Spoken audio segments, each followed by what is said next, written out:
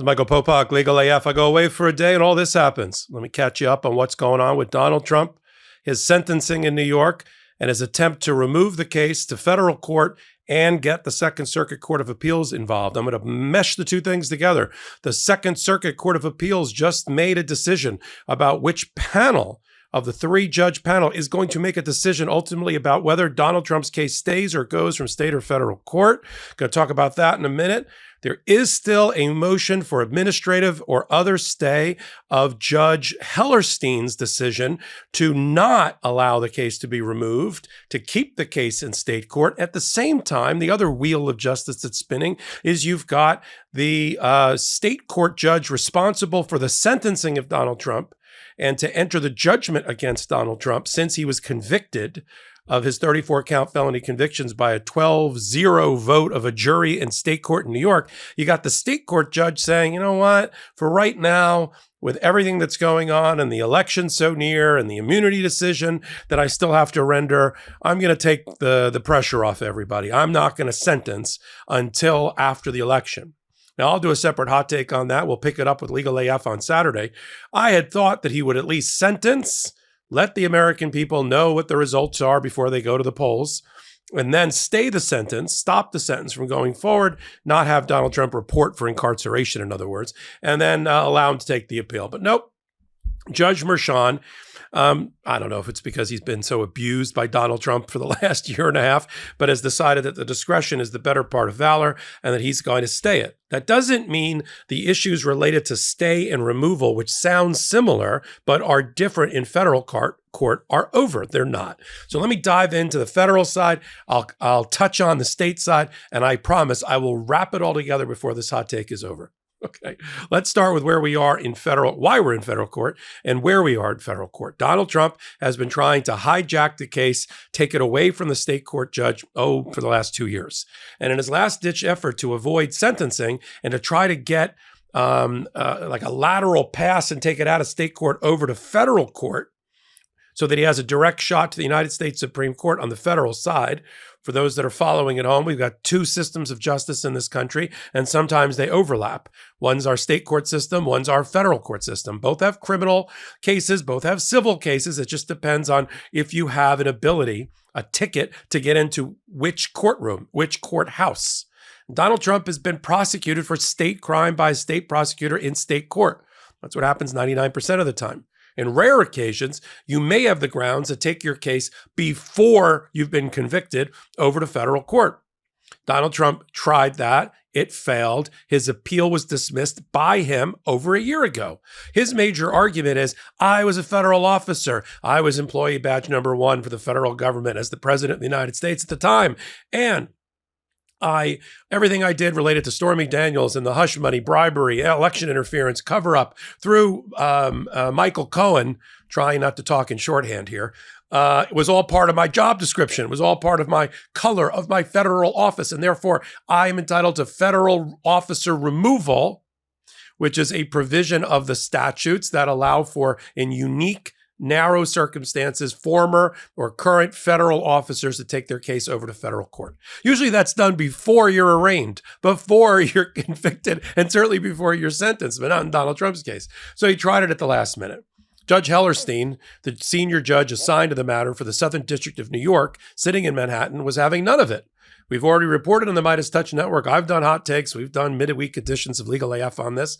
That Judge Hellerstein took literally one look at the papers and said at first, totally procedurally wrong. You need to ask my permission under the statute if you're going to file so late a notice of removal. Because the notice of removal is late, you had to have done it before you were arraigned in criminal court and certainly before conviction. And you're late. Therefore, you got to ask my permission, pretty please. And he denied it. They filed the motion asking for pretty please permission, and Judge Hellerstein said no. Summary denial. It was so poorly drafted by Donald Trump's lawyers that Judge Hellerstein didn't even need the Manhattan DA to weigh in. I don't even need your brief. Stay right there. I got this. We don't need an evidentiary hearing. I did that already a year ago.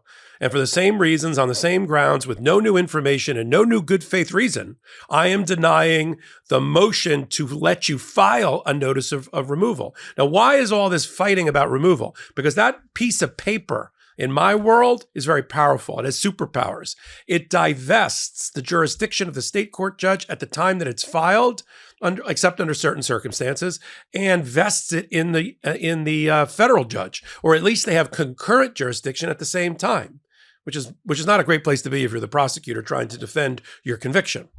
The judge says, it's like a hot potato. I don't want jurisdiction. Back to Judge Merchan, the judge who's waiting patiently to sentence Donald Trump. We thought on the 18th of September, but now we learned earlier before this hot take that the Judge Merchan is going to put a pin in it and he's going to postpone the sentencing until after November 5th. Okay, that doesn't mean the removal issue is over, because Donald Trump doesn't just want to get out from under sentencing. He wants to try to get out from under the whole conviction, and he wants to do that argument in front of a federal judge, a federal appellate court, and then the United States Supreme Court. That's why he wants to jump the tracks, jump the rails, and get over to federal court. This is how he's doing it. Did it wrong the first time. Filed a notice of removal that was invalid and dead on arrival. Filed a motion to file a notice of removal, and that was denied by the federal judge for effectively the second time. He took an appeal to the Second Circuit Court of Appeals, which sits in Manhattan, over all things federal and New York, and at the same time asked for a stay, two types of stay. An administrative stay, meaning a temporary kind of administrative stay for a very short period of time to give all the parties time to brief it and all that, because he just wants to delay. And then he asked for a broader stay because he's arguing to the appellate court that Judge Hellerstein is wrong, the trial judge. And now the Second Circuit has kind of woken up, I guess, having figured out that Judge Merchan has taken the heat off of everybody by postponing the sentencing. The issue of whether this matter right now belongs in federal court is for the federal courts to decide, and that's still up for grabs. We now have a new panel, 3-judge panel of the Second Circuit that's been assigned to this case, and they're going to take it up at least at an initial status conference or hearing on the 10th of September. Put it down on your calendar, circle it in red ink. We will follow it here and cover it here. And if there's an oral argument, we will get audio recordings of it here on the MeidasTouch Network and on Legal AF. Forget everything you know about fasting.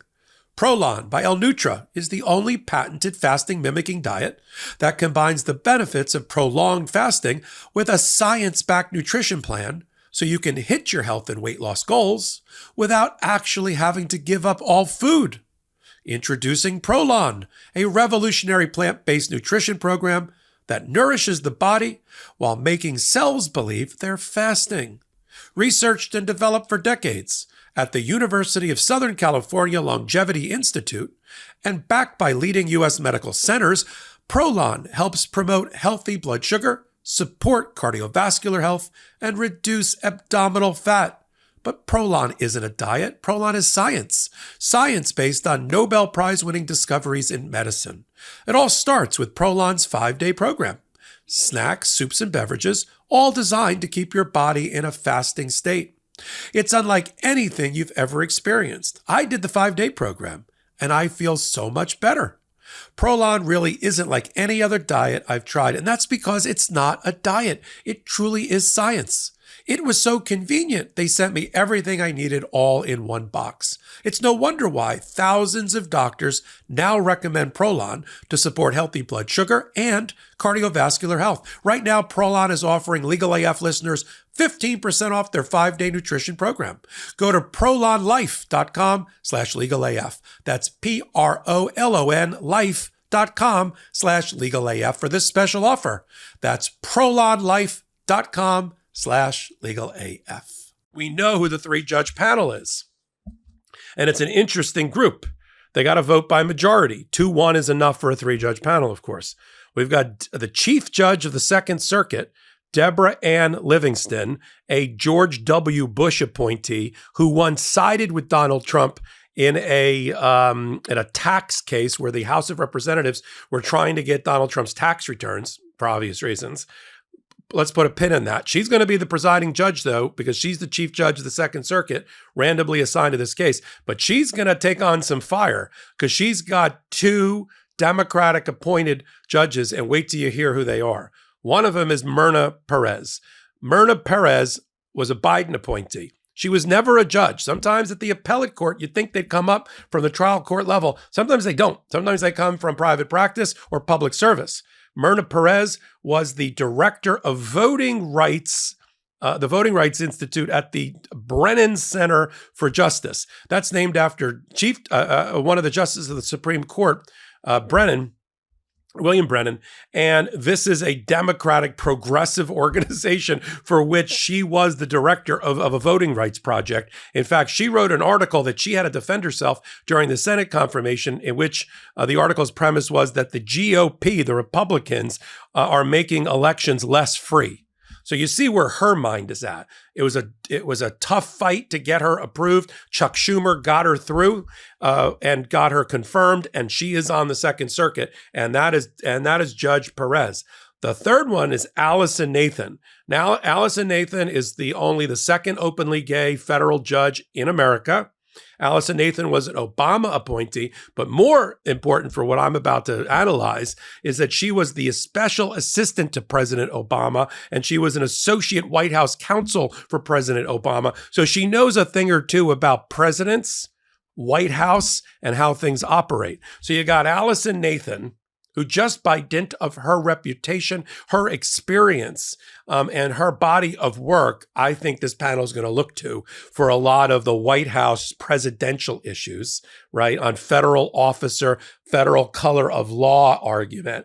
You've got Myrna Perez in the middle, who's a progressive Democrat who used to head up voting rights projects for the Brennan Center. And then you've got the outlier, which is the chief judge of the Second Circuit, Deborah Ann Livingston, who in her dissent argued that Donald Trump should not be forced to turn over his tax returns to the House unless there was more information obtained at the trial court level. She was concerned that there wasn't a sufficient separation of powers argument that was analyzed, and she thought that they were all going to get in trouble with the United States Supreme Court if that case was taken up on appeal. She wasn't exactly right on that, but you can see where her mindset is at.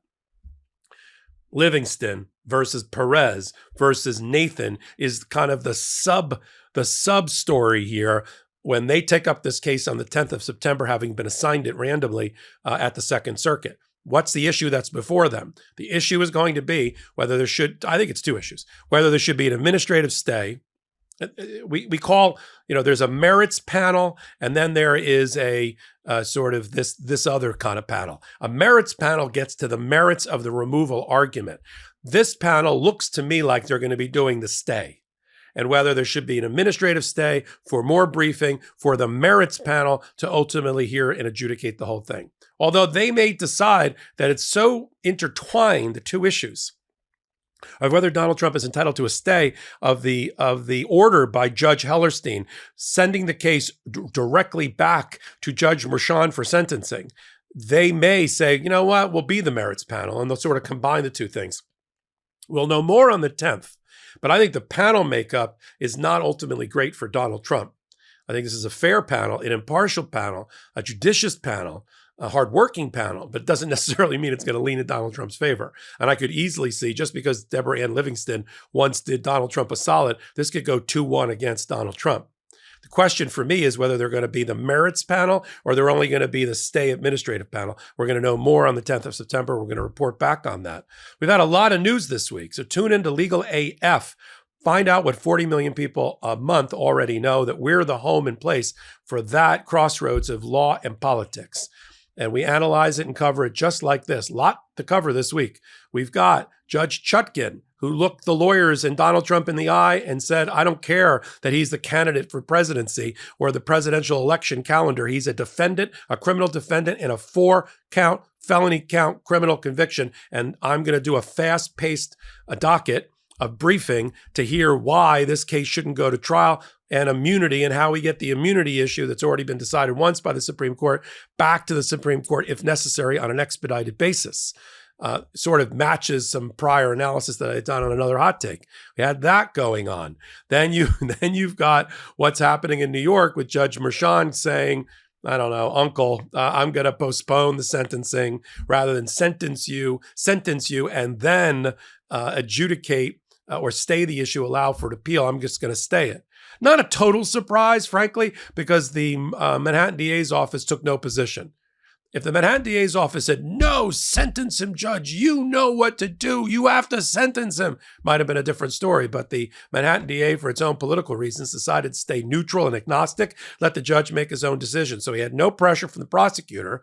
He has the law that requires him to judiciously and expeditiously sentence somebody who's been convicted. You got the defendant who's saying, don't sentence me right now, I'm running for president.